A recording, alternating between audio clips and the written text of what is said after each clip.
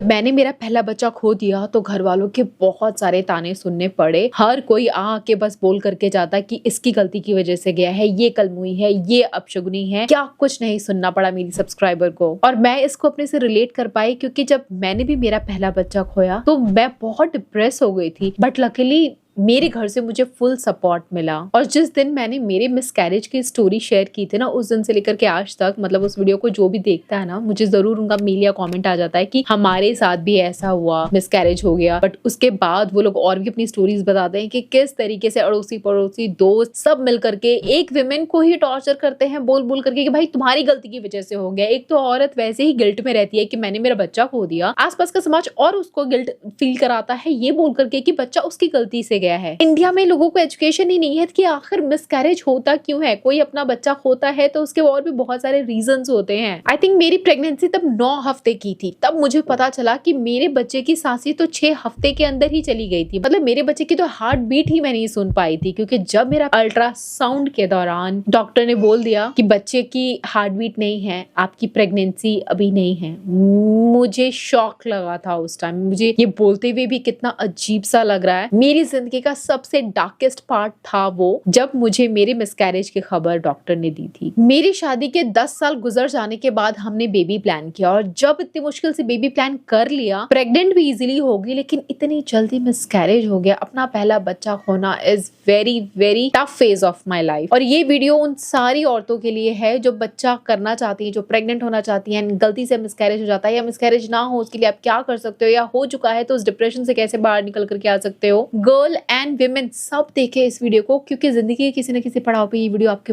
बहुत ज्यादा काम आने वाली है। और अगर आप डिप्रेस हो तो आपको डिप्रेशन से भी निकालेगी, क्योंकि इस वीडियो के अंत तक आपको रियल रीजन पता चल जाएगा कि क्यों होता है मिसकैरेज। आप देख रहे हैं बी नेचुरल, मैं हूं Rekha. Let's get started. Just because इसका नाम मिसकैरेज है, इसका मतलब ये बिल्कुल भी नहीं है कि आप अपनी गलती की वजह से अपने बच्चे को खो दिया। मिसकैरेज हमारे कंट्रोल के बाहर होता है। जब भी घर में किसी का मिसकैरेज होता है, हर कोई इस औरत को ब्लेम करता है, लेकिन एक्चुअल में औरत के हाथ में कुछ नहीं है यार। सच बताऊं, मेरा भी जब मिसकैरेज हुआ था, मेरा फर्स्ट बेबी मुझसे खो गया था, तो मैं अपने आप को कोसती रहती थी और मैं हर डॉक्टर के पास जाके यही पूछती। मैंने बहुत सारे डॉक्टर्स भी चेंज किए इस बीच, और मैं उनको सारी रिपोर्ट्स दिखाती और मैं उनसे ये पूछती कि बता दो क्या मेरी किसी गलती से हुआ, मैंने ऐसी कौन सी गलती की ताकि आगे ये वाली गलती ना करूं, कि दोबारा ऐसा ना हो जाए। पर कहीं से मुझे कोई जवाब मिला नहीं, क्योंकि इसका किसी के पास कोई जवाब नहीं है। बच्चे के ना होने की गलती माँ की नहीं है। इसके बारे में डिटेल में बात करेंगे, पर मैं आपको बता दूं बहुत अलग अलग टाइप के मिसकैरेजेस होते हैं। जैसे कि मेरा था मिस्ड अबॉर्शन, मतलब मेरा बेबी चला गया था और मुझे पता ही नहीं चला। मुझे आज भी याद है, अचानक से मेरी पीरियड्स आ गए थे, मैं प्रेग्नेंट थी और अचानक से पीरियड आ गया, मैं डर गई और उसी दिन मैं डॉक्टर के पास गई अपने अल्ट्रासाउंड कराने के लिए। तो जब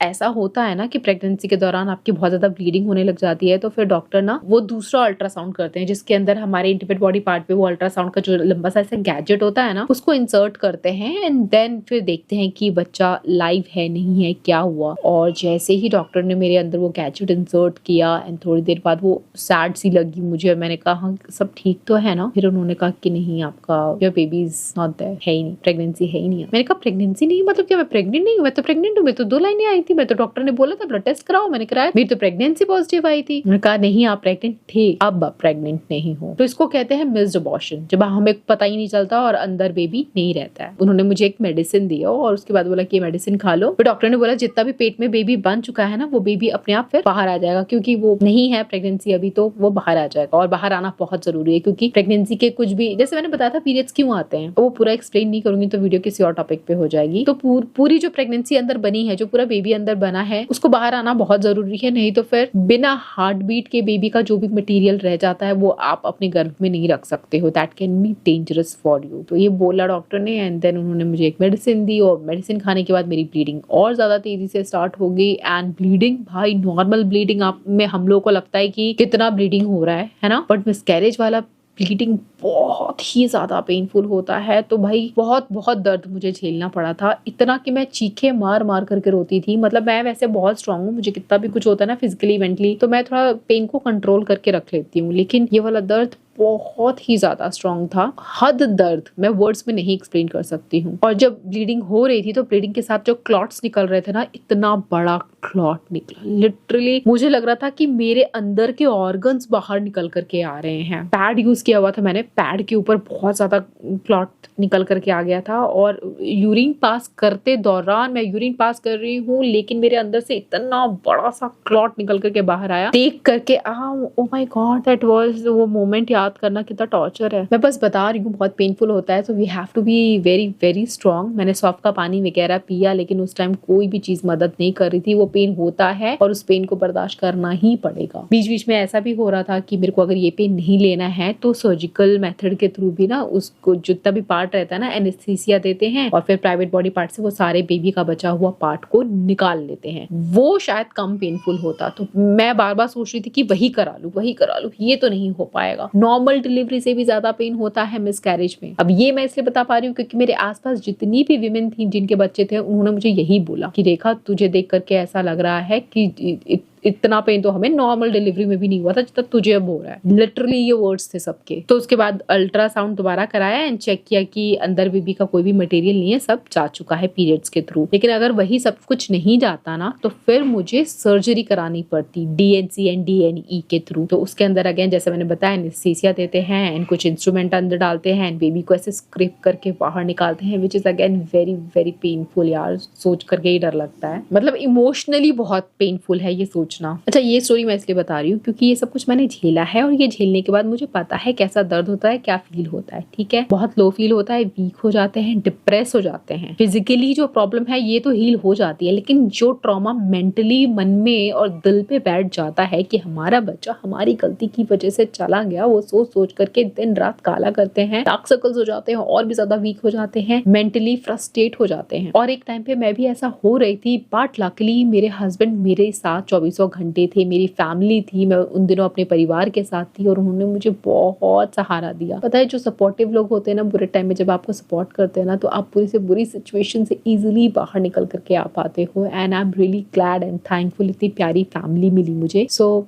मैं बाहर आ पाई और किसी एक पर्सन ने भी मुझे ब्लेम नहीं किया कि मेरा मिसकैरेज मेरी गलती की वजह से हुआ है। बट हाँ, क्योंकि मैं सोशल मीडिया पे हूँ, उन दिनों लोग बहुत बोलते थे किसी की भी प्रेगनेंसी के बारे में, कुछ कुछ बहुत वीडियोस बना के लोग बुराइयां करते थे। तो मैं तो ऐसे डिप्रेस थी, लेकिन लोगों ने बोला, कुछ कमेंट सेक्शन में बोला, कुछ ऐसी वीडियोस बना के बोलते थे कि हाँ प्रेगनेंसी में डांस कर रही थी, प्रेगनेंसी में ये कर रही थी, वो करती, इसकी इस गलती से उस गलती से, मतलब ब्लेम डाल रहे थे। यार किसी का ऑलरेडी किसी ने बच्चा खोया, कौन सी माँ, कौन सा फैमिली खुश होता है बच्चा खोने के बाद, और उसको तुम और ऐसे ऐसे बोल करके इतना फ्रस्ट्रेट कर रहे हो। कितने बेगैरत और बिके हुए लोग होते हैं कि चंद पैसों के लिए किसी माँ को इतना रुला देते हैं। ओ माय गॉड, कि कभी किसी माँ को मत रुलाओ, ना अपनी माँ को ना दूसरों की माँ को। मैं उस टाइम माँ नहीं बन पाई थी, कितना मेंटल ट्रॉमा था मेरे लिए, और ऐसे में लोग ऐसी हरकतें कर रहे थे, तो that was a torture. But हाँ, रात के बाद दिन आई मेरी जिंदगी में, फिर दोबारा से मैं प्रेग्नेंट हुई, हमारा आई। देखो, कई लोगों को लगता है कि एक बार मिसकैरेज हो गया तो दोबारा माँ नहीं बन पाते, ऐसा उस टाइम मुझे भी लग रहा था, मैं परेशान थी, लेकिन नहीं होता है गाइस, ऐसा नहीं है। मिसकैरेज, मेरे डॉक्टर्स ने बोला था मुझे, बेटा आपका मिसकैरेज हुआ है तो ये इसका मतलब आपकी बॉडी अंदर से काम कर रही है कि प्रेग्नेंट एक बार हुए ना, अब दोबारा भी हो सकते हो। अब पहली बार मिसकैरेज होने के क्या क्या कारण थे, मैं तो बहुत सारे कारण तलाशती थी, क्या क्या रीजन थे। तो देखो, hi guys, Amaya, what you doing? तो गाइस ये देखो, ये है मेरे प्यारे दो बच्चे। तीसरा भी होता बट कोई बात नहीं, एटलीस्ट वो होता तो फिर शायद शौर्य भी हम प्लान नहीं करते। शौर्य भी, पता है, हमारा आपसे भी बड़ा आपका कोई भाई या बहन कोई तो थी, भगवान जी उनको ज्यादा प्यार करते थे तो उनको आने ही नहीं दिया हमारे पास। अरे क्या हुआ शौर्य भी?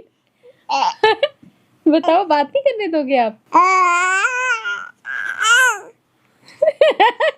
इसको मेरा माइक चाहिए। माइक के लिए गुस्सा कर रहा है। अच्छा, हमारा तो अपना टॉय दे दोगे थोड़ी देर के लिए? नहीं, वो बिल्कुल टॉय नहीं देना चाहती है अपना।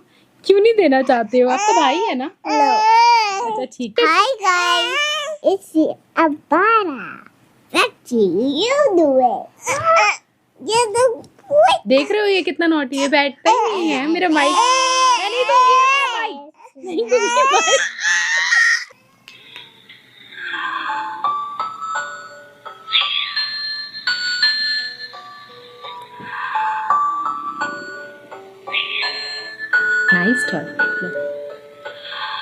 सो एक्चुअली मिसकैरेज होते क्यों हैं? तो अगर आपके क्रोमोसोमल एबनॉर्मलिटीज होती है ना, तो वही एक रीजन होता है मिसकैरेज का। मतलब और भी होते हैं बट ये सबसे ज्यादा कॉमन कॉज है एंड ये किसी को भी हो सकता है। इसमें आपकी कोई गलती नहीं है, ना आदमी की गलती है ना औरत की गलती है, ये बस नेचर है।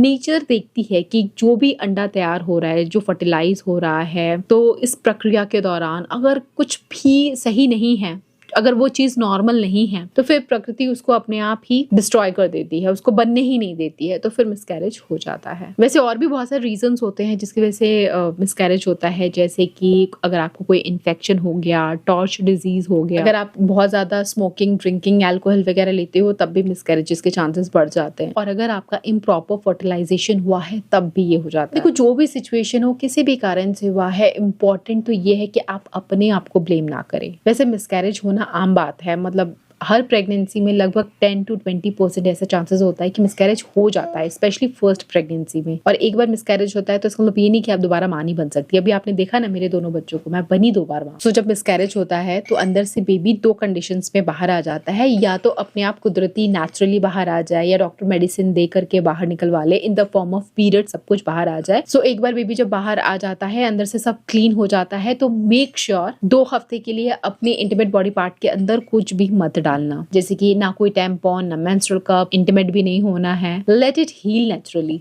और ये बिल्कुल मत सोचना कि दोबारा मैं प्रेग्नेंट हो सकती हूँ या नहीं हो सकती, क्योंकि हो सकते हो। सो अगर आपने भी मिसकैरेज के दौरान अपना बच्चा खोया है तो इट्स ओके, इट्स नॉर्मल। आप दोषी नहीं हो, आपने गलत नहीं किया है। जो लोग आप पे ब्लेम डालते हैं, आपको बुरा, उल्टा, अपशुगनी और फलाना ढिपकाना बोलते हैं, तो ये वीडियो प्लीज उन लोगों तक पहुंचाओ, उनको दिखाओ और बताओ। एंड आपको बस पॉजिटिव रहना है, उन लोगों को दिखाने का भी कोई मतलब नहीं है। आप पॉजिटिव रहो। अगर आप सोचोगे कि मैं माँ अब कभी नहीं बन पाऊंगी, मेरी गलती है, तो नहीं बन पाओगे। जो आप सोचोगे वही होता है। अगर आप ये सोचोगे कि मेरे बच्चे होंगे या बच्चा होगा, प्यारा होगा, जल्दी होगा, अपनी बॉडी को ऐसे बोलो, तो आपकी बॉडी प्रेगनेंसी के लिए आपको तैयार करती रहेगी। एंड देख लेना, बहुत जल्दी आपको भी गुड न्यूज मिल जाएगी। और प्रेग्नेंट कैसे होना है, फटाफट से कौन से टिप्स एंड ट्रिक्स फॉलो किए, मैंने भी किए। देखो मेरे बच्चे 2 कितने फटाफट से हो गए ना। मैंने जल्दी बच्चे कर लिए, क्योंकि बच्चे प्लान मैंने मेरी शादी के 10 साल बाद किया था, बट दोनों बच्चों में मैंने ज्यादा गैप नहीं छोड़ा है, फटाफट से कर लिया है, क्योंकि मेरी भी उम्र हो रही थी। एंड बॉडी की बायोलॉजिकल क्लॉक के हिसाब से जल्दी बेबी कर लेना ही बेटर रहता है। मैं ज्यादा डिले करती तो फिर मुझे कुछ ना कुछ प्रॉब्लम फेस करनी पड़ सकती थी। और वैसे भी मुझे थायराइड है, तो थायराइड के अंदर एक तो हेयर फॉल बहुत ज्यादा होते हैं, मिसकैरेज भी रीजन होता है उसका। तो मैं बहुत डरी हुई थी, तो इसलिए मैंने कहा चलो अब ये प्लान कर ही लेते हैं बेबी। तो आई डिड। सो प्रेगनेंसी के रिलेटेड अगर आपको कोई वीडियो देखनी है, या फिर अगर बेबी हो गया है तो उसके पालन पोषण के रिलेटेड अगर आपके कुछ सवाल हैं, वो जानना चाहते हो, तो let me know in the comment section. आपने जैसे ये माइक देखा पॉडकास्ट वाला, तो आज मैंने इससे बात किया है। अदरवाइज वो मैं वॉक एंड माइक से बात कर रही थी। वैसे बात करने में मुझे बहुत पसंद है, और मुझे पता है क्या पसंद है, मुझे horror stories and crime stories explore करना बहुत पसंद है। तो अगर आपको भी ऐसी कहानियां सुननी, रियल क्राइम या हॉरर से रिलेटेड पसंद है, या कुछ मोटिवेशनल देखना पसंद है, तो मेरा एक और चैनल है रेखा शर्मा, वहां मैं बहुत सारे ऐसे पॉडकास्ट अपलोड कर रही हूँ। तो एक बार देख लेना अगर आपको अच्छा लगता है। तो मतलब मैं तो फैन हूँ भाई इस तरह की चीजों की, तो इसलिए मैं कर रही हूँ। एंड अगर आपको पसंद आए तो let me know in the comment section. तो जरूर देखना। मैं आपसे फिर मिलूंगी। यहाँ तक वीडियो देखने के लिए thank you so much. I will catch you again. Till then bye guys. Bye guys, like और सब्सक्राइब और शेयर करो। आप सबसे ज्यादा किसको प्यार करते हो? मम्मा का। I love you Myra. आपसे फिर मिलेंगे, तब तक के लिए बाय।